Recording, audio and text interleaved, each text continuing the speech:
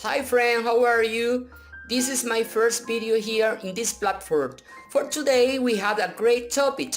We're going to talk about trauma in the childhood, right? Those experiences that we have when we are a child, right? So for today the purpose is to see the world through the lens of the trauma. So for that reason, it's important to take in a definition about the trauma.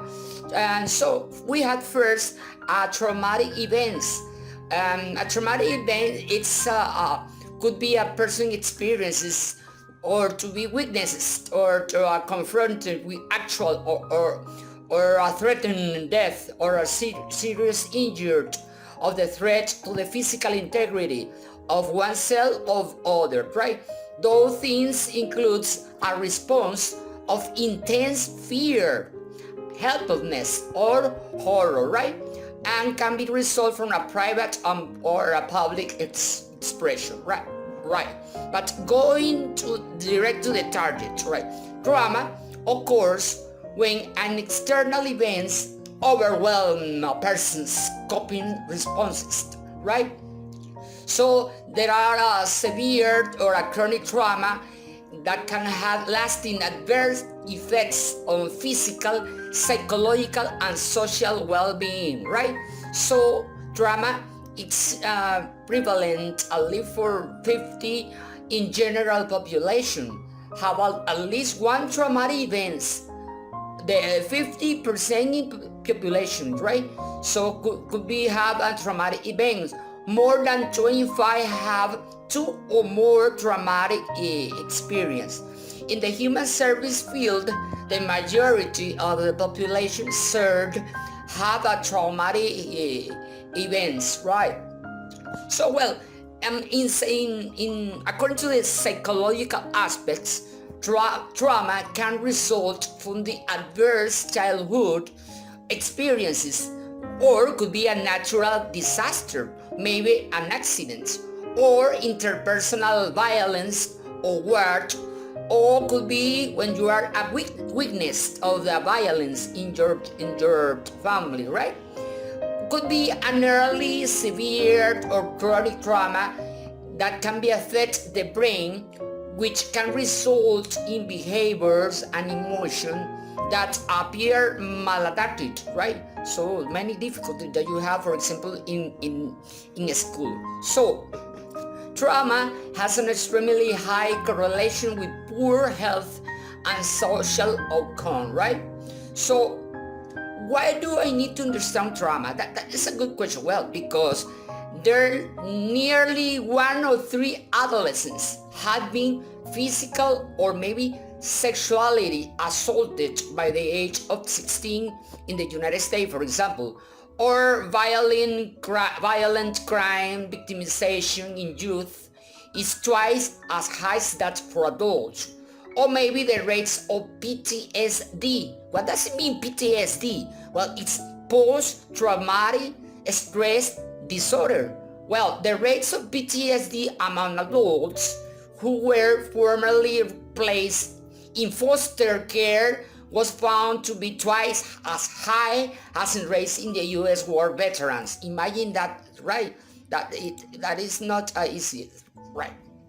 So well, but we need to understand everything about the chronic trauma, right? The chronic trauma, it refers to the experience of multiple traumatic events. You have a multiple situation. These multiple events may be varied, such a person who is exposed to a domestic violence, right? Happen in my family, right? Or be involved in a serious car accident, for example, and then becomes a victim of the community violence, right? So chronic trauma may refer to a long-standing physical abuse, neglect, or war, right? Or chronic trauma represents accumulated effects. So each new event reminds that the individual of prior trauma reinforced in the total negative impact, right? Because you have suffered from trauma in many occasions, right? So when it's that's important to know that transgenerational trauma, that is the same topic, right? So you have violent trauma that is often self-perpetuating, right? The trauma affects the way that people approach potentially helpful relationships, or relationship with a caregivers plays a critical role in regulating stress hormone production when we are a child, right? That's it. So it's important when we are studying trauma to identify those experiences that we have when we are a children, or the adverse childhood experience, ACE, right? There is a serious study about that. That's adverse childhood experience could be abuse of child in a psychological abuse, or maybe physical abuse or sexual abuse, or could be trauma in childhood, for example, substance abuse, parental separation, or the divorce, could be mentally ill or suicidal in household member. For example, your mother could be a narcissistic person, right? And that affects the development of the child, right? Or your mother could be a violence, right? That's it, right? Or your mother could be neglect of the child necessity, like an abandonment, right? Or the child basic physical or emotional needs unmet, right? Unmet is not supported, right? So those trauma have a terrible impact in our health, right? Create a high risk in behavior, right? So we have neurobiologic effects of the trauma in our nervous system. I'm sorry, right? Let's continue. So, for example, we have difficult to control anger when we are a boy, or hallucination. We have suffer from depression or panic reaction, or maybe anxiety, or we have many impaired memory, or difficult to remember in our short memory, remember important things, or you can suffer from flashback. That are some situation or terrible situation that happened in the past, in the present, with the same impact in our emotion reaction. So all those things could be distracted, right? And could be a health risk in our behavior. For that reason, we can suffer from, for example, from smoking, or maybe drug abuse, or severe obesity, maybe physical inactivity, or self-injured, right? Maybe alcoholism, or many chronic addiction, right?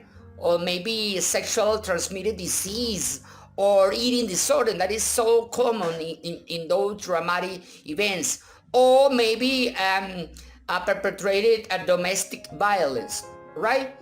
Oh well, there are a long-term consequences of the trauma, right? So the best result that you can have could be, for example, chronic lung disease, or chronic asthma, or liver disease, maybe cancer, or maybe poor cell-rate health, right, in your heart, or maybe other, right? And in the social context, you have many consequences. For example, homelessness, prostitution, you can see delinquency, violence, criminal behavior, inability to sustain employment, or re-victimization. Could be rape, domestic violence, or inability to parent, or to have a good relationship, right? Thus, we had to know the impact of the trauma in our relationships, Relationships are developed through the emotional bond, right? Every relationship is developed to emotional bond between the child and the primary caregiver. That's important. Could be your father, your mother, or whatever, whoever. It is through this relationship we learn to regulate emotion. It's like a self-soothe, develop trust in others, freely explore our environments to recognize our environments, right? Understand ourselves or others, or maybe understand that we can impact the world around us, right? That's the important thing, the impact. In young children, lacking a clear understanding of the relationship between cause and effects, young children believe that their thoughts, wishes, and fear have the power to become real and can make things happen. Imagine that, right?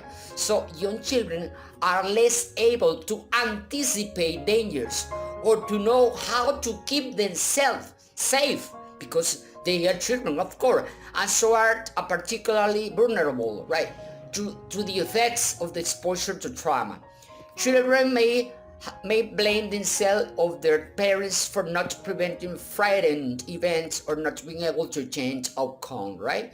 That's the part of the trauma, and it's not an easy thing.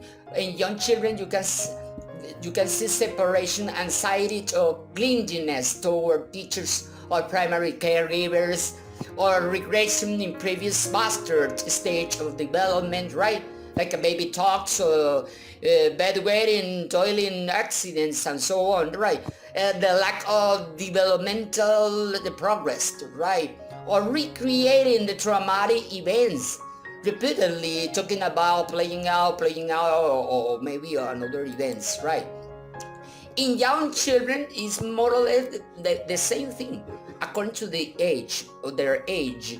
So you can see in young children difficult to nap time or bedtime, avoiding sleep or can't sleep, or waking up, or nightmares, right? And you can see an increasing in somatic complaints, right? For example, headaches, stomachache, overreacting to minor bumps or bruises, and so on. You can see or recognize easily change in behavior. For example, appetite or unexplained absent, angry outbursts, right? Angry, suddenly the child outbursts, or decreased attention, maybe withdrawal, right? So overt or underreacting to physical contact, drink lighting, suddenly movement, or loud sounds, right? Well, final recommendation. Well, support for young children. How? Well, teaching techniques for dealing with overwhelming emotional reaction in our teenagers and children.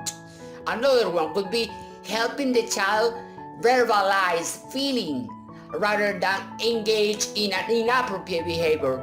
Okay, the children can say, well, I feel so depressed and angry right now, and so on. Express themselves, right? Involving primary caregiver in the healing process, right? Talk to their parents in every moment, right, about that process. Connecting the caregiver to resource to address, right? To address in any level, right? It's important to know the needs that the children and the young children have according to their level of distress. Often the mirror of their caregiver of level of distress. Well, there are many consequences of the trauma in childhood. It's very important to know and to recognize those things and try to support and help our children and our teenagers, right? And it is not an easy escape, and it's very important to recognize those symptoms that whatever you want or many people around you can have, right? Thank you very much for your attention.